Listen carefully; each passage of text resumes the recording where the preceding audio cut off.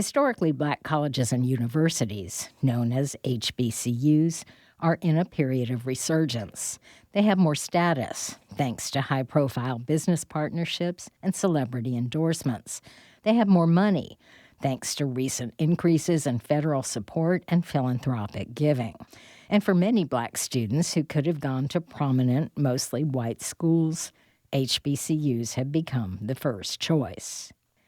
Since 2010, overall college enrollment has been on a steady decline. And during the pandemic, it plummeted 9.6%, according to the Education Data Initiative, which uses federal figures to track the numbers. But since the pandemic, HBCUs are seeing a surge that predominantly white institutions are not. FAMU President Larry Robinson called it remarkable in his February 2023 State of the University speech. 18,000 plus first-time in college students have applied to Florida A&M University. To put that in perspective, that is 10,000 more than who applied just a year ago at this same time. 10,000. At FAMU, the country's top-rated public HBCU, the moment is a double-edged sword. Stress, confusion, anger from parents of incoming FAMU students as the university says it's run out of on-campus housing. Just before making the trip to North Carolina, Rattlers head coach Willie Simmons says at least 20 players were ruled ineligible to play. 20 players on FAMU's football team deemed ineligible due to either academic reasons or to transfer rules. $12 billion. $12 billion. According to the Department of Education, that is the funding shortfall between historically black land-grant colleges and their predominantly white counterparts in 16 states. By law, they are supposed to be funded equitably. The gap is sparking protests, also sparking lawsuits. This is a time of renewed interest in HBCUs. But given that they've had bursts of growth in the past, some question whether this is just a trend, doomed to be short-lived. Reginald Ellis is FAMU's Assistant Dean of the School of Graduate Studies and Research and a professor of history.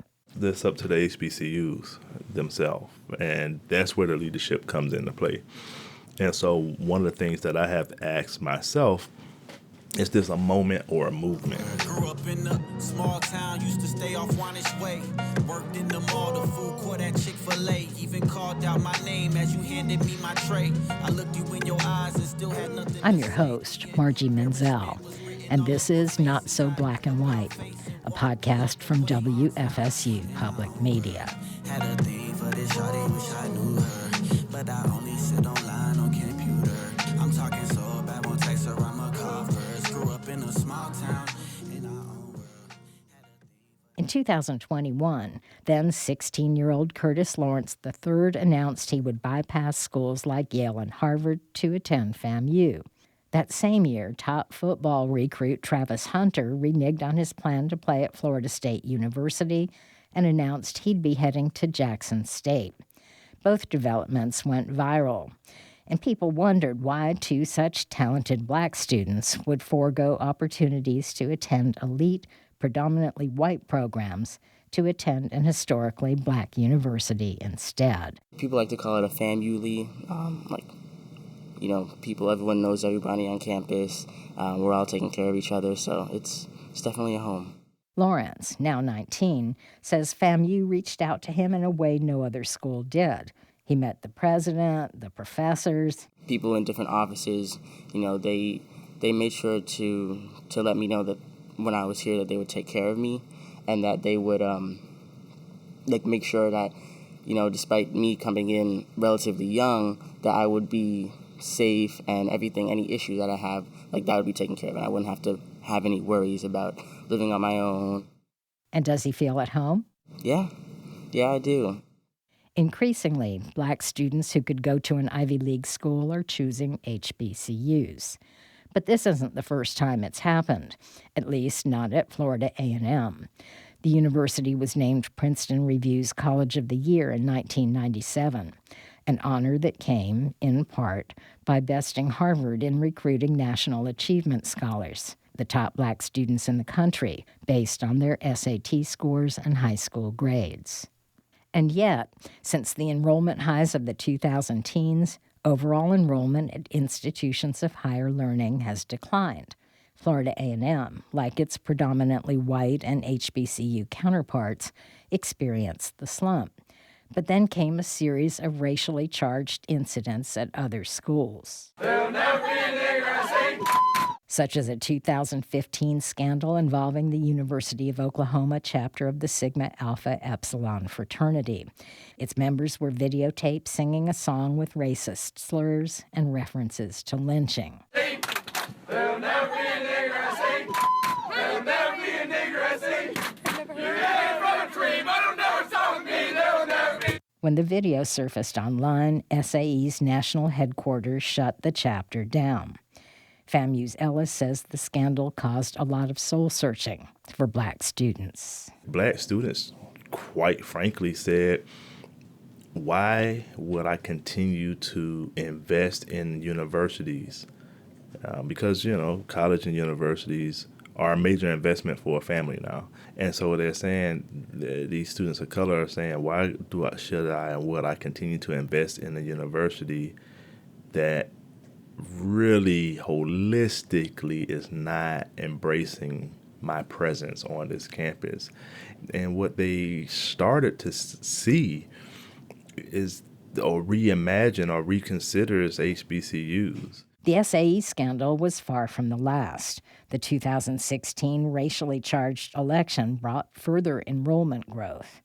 Then came 2020.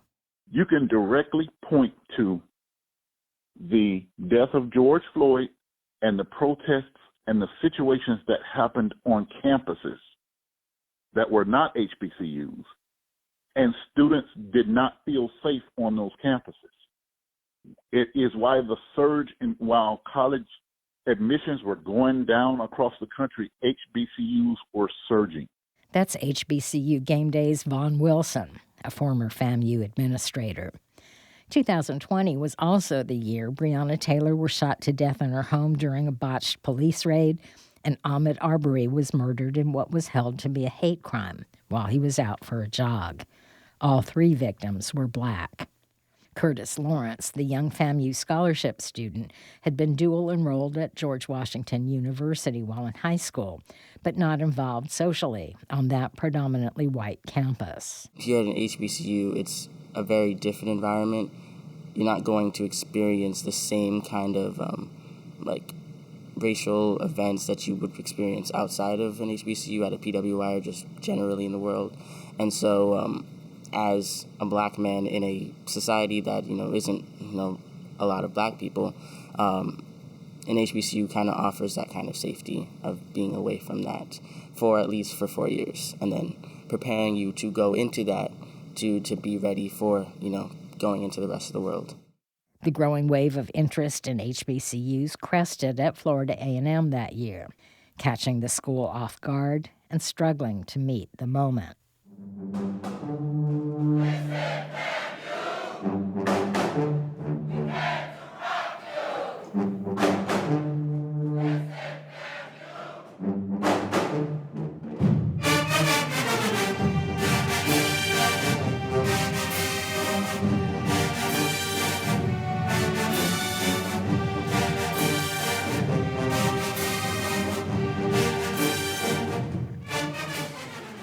The fall 2022 semester brought a huge demand for on-campus housing and a huge shortage of it.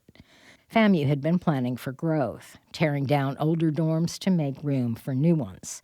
But what administrators didn't plan for was that all the students the school had accepted would all show up, and that due to rising rental costs, they'd all want to live on campus.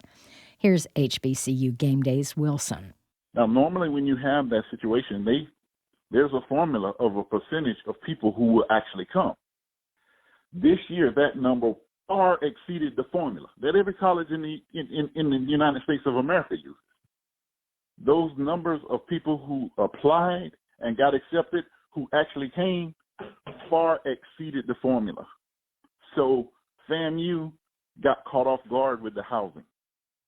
Other HBCUs had similar problems at roughly the same time. But before FAMU's housing uproar died down, some 20 members of the Rattlers lauded football team missed a major season opener due to eligibility problems. It turned out the university's 300 student athletes had just one compliance officer, prompting the team to write FAMU President Robinson a lengthy letter that he later praised. The school quickly fixed the compliance issues, but not before being heavily criticized in the media. Here's Robinson taking questions from reporters after meeting with the team. In fact, we're in the throes of a search process that will result in at least 2 people in the next 30 to 45 days on the campus. But overall, we've committed to a total of 5 additional people to help with compliance in athletics. During the past 2 decades, FAMU has been up and down a lot. It's cycled through presidents and bad financial audits, landed on accreditation probation due to a hazing scandal, and faced perennial problems in dispersing financial aid. FAMU's Ellis says some, but certainly not all, of the disorder owes to historical funding disparities that go back decades and the widespread ramifications of those decisions. So we know the back end, right? The back end, we don't have perhaps enough financial aid representatives. We don't have enough academic coordinators. We don't have enough administrative staff in each office. Perhaps our faculty is overburdened teaching 4 or 5 classes a semester and still have an expectation to do the research, but also do the community service aspect because we are a public land-grant university. When you start to look at that, how is the resources that are being allocated and the lack of that resource, how is that impacting the university?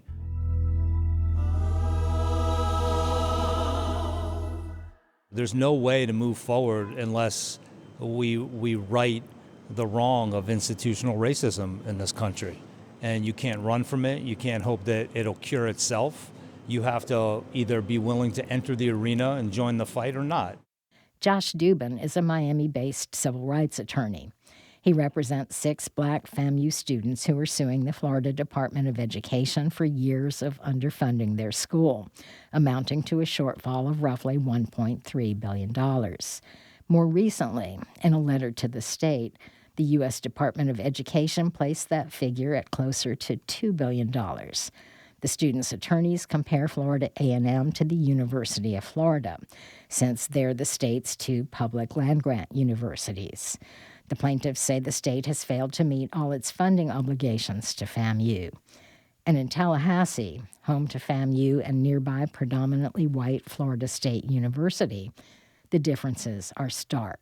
The buildings have been more updated at Florida State. They have more recently built facilities, much better resources that have been allowed to them throughout time.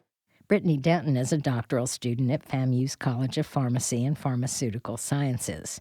She's also one of the student plaintiffs. Florida A&M University has not always been privy to those same privileges, and we just want to fight to be able to say that we deserve those too.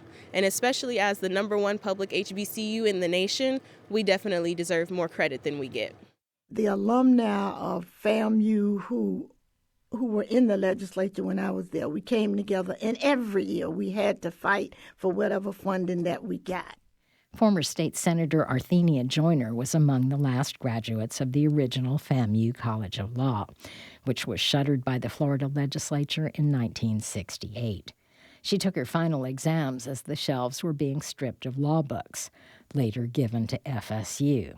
The legislature reestablished FAMU's law school in the year 2000, but Joyner continued to fight for funding for the university throughout her 12 years as a legislator. And it was always a battle. Never once could you just assume that you would get top dollar or come anywhere near what was adequate in order for the institution to function at the level that it should. Arguments in the potential class action case involve such things as an engineering program that FAMU shares with Florida State, and the FAMU Law School that was closed in 1968 and revived decades later at an Orlando campus. The closure of that original FAMU law school came as a law school opened at Florida State. Niobe Stevens is one of the 6 FAMU student plaintiffs in the potential class action lawsuit. Its importance to me is not only for the present, but to look forward to the future and help those other students who will come to FAMU not look at FSU and say, wow, I wish that I could. They'll look at FAMU and appreciate not only what we have, but not have to compare and look less than. Maryland and Alabama have settled lawsuits over historic underfunding by their respective state governments. In 2021, Maryland Governor Larry Hogan signed a bill that will provide $577 million to the states for HBCUs. In Alabama, in fiscal year 2005, more than $200 million went to HBCUs Alabama State University and Alabama A&M University when the federal lawsuit Knight v. James was settled. And the state of Tennessee recently concluded it may owe its public HBCU up to $544 million. A federal judge has refused to dismiss the lawsuit over FAMU's funding. For Brittany Danton, we do deserve to be treated equally as those students that are literally across the tracks from us. It's not fair that we aren't able to get the same opportunities. We aren't allowed to get the same amount of money. We aren't allowed the same education in the same city as another school that has every opportunity in the world.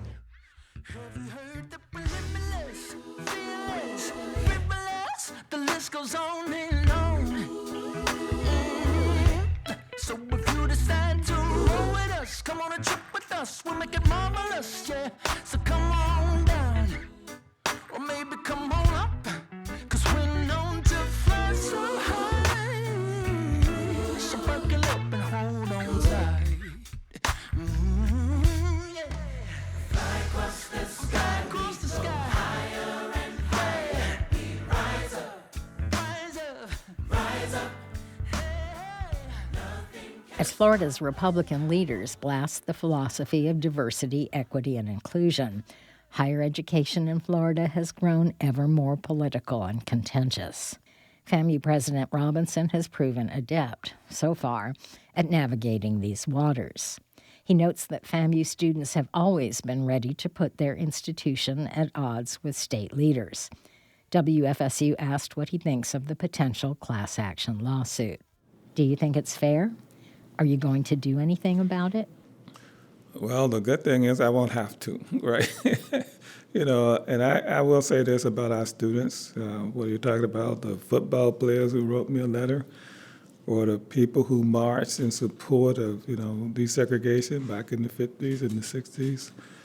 We have at FAMU some of the nation's most socially conscious and aware students on the planet, okay?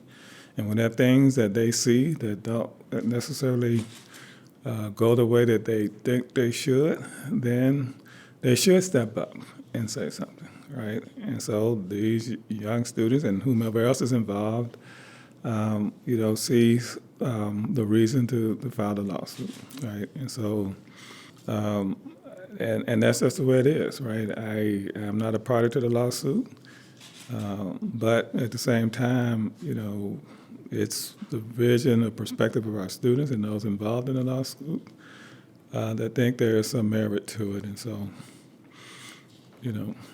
Aren't you walking kind of a fine line since they're suing people that have some control over your institution?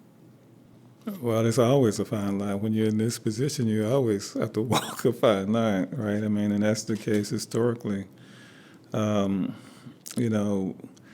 Maybe I would be speaking a little bit differently if I wasn't in this position, but I have to represent Florida A&M University. That's what the Board of Trustees hired me to do, and I'm going to do that to the best of my ability until they say, okay, as I told you earlier, it's time for that to be over. And so I think when it comes to the lawsuit, these students and those, particular plaintiffs have seen something that they think needs to be fixed. And so we'll see how that goes. Okay.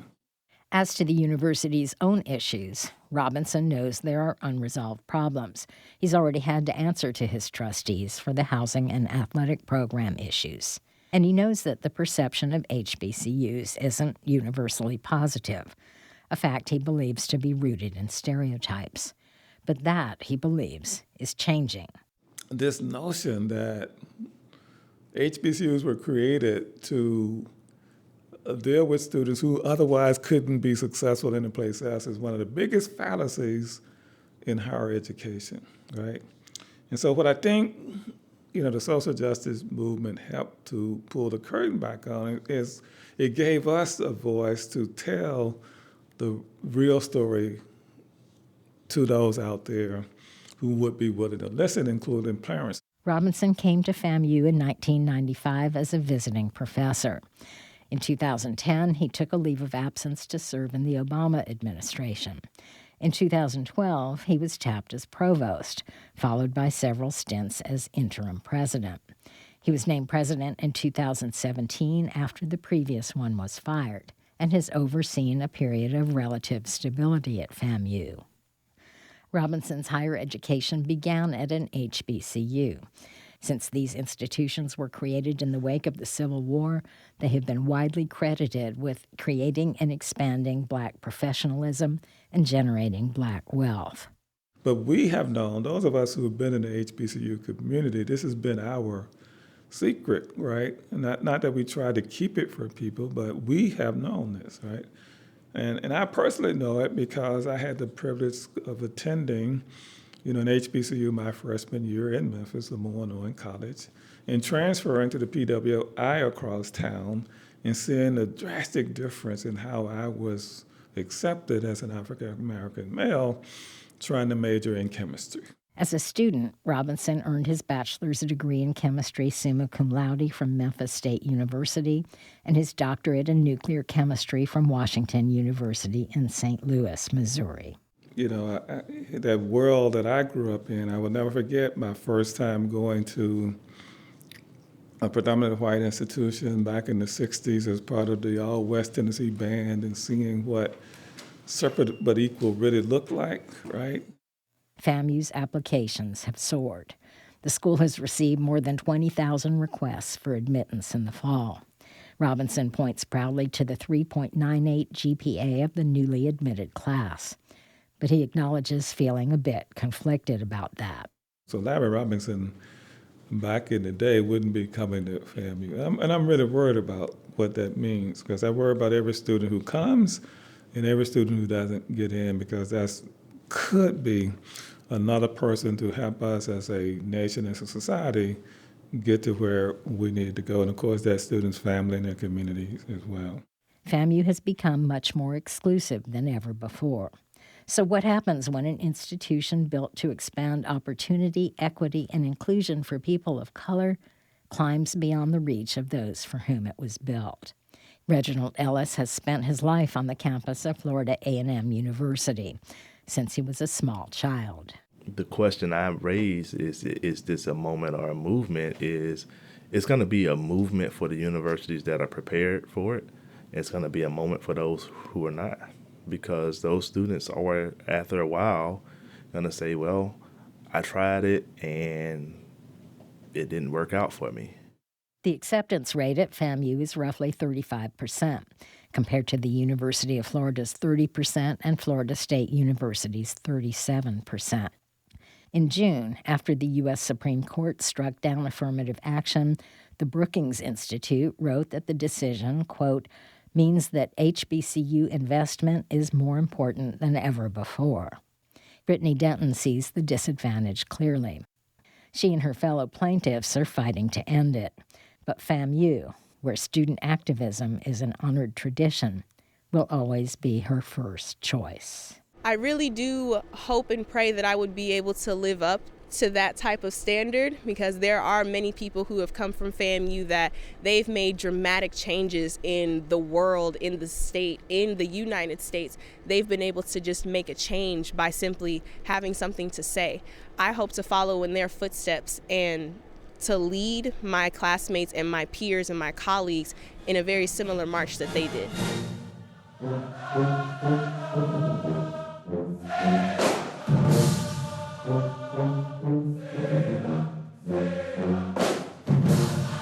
You've been listening to the podcast, Not So Black and White, A Community's Divided History, brought to you by WFSU Public Media. I'm Margie Menzel.